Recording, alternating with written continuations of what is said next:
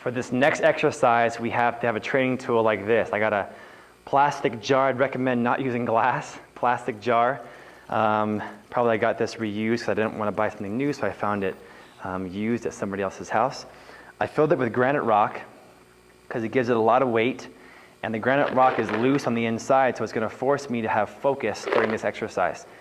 The top of this jar is the perfect circumference for my fingertips to grip onto, okay? You can even do things like work on dexterity, like holding with middle and thumb, index and thumb, ring finger and thumb, even try to get like pinky and thumb and hold it all together like the dexterity master of the guitar would have. So we're gonna hold this jar with all 5 fingers, and look at how my fingers are arced.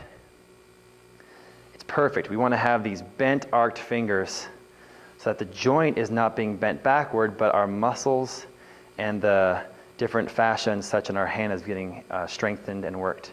So this particular set of iron grip is going to have you in a strong stance this way, and we're going to try to, without hurting our shoulders, keep the shoulder in the socket, we're going to circle the arm backward without the gravel falling out. So you got to go fast enough to where the gravel stays in, and you'll notice when we get to about 20 repetitions, gravity takes its toll and it becomes very challenging.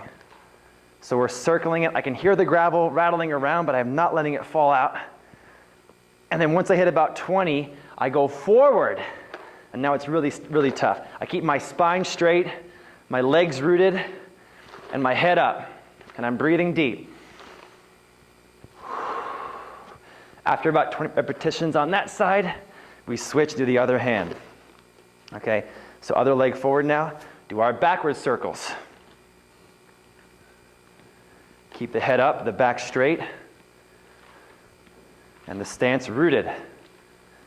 Okay, all the fingers are bent. When you get close to 20, gravity starts to take its toll, and it's hard to keep those rocks in the jar. So when you hit 20 or so, go forward, and again, keep those rocks in. Forward circles, keep the shoulder down. About 5 more. 1, 2, 3, 4, and 5. Oh yeah. It's a tough set, but I'm telling you, this set is going to condition your fingers to have this great arc for grabbing, for locking, for pulling, for grasping, all the different activities we need for fighting.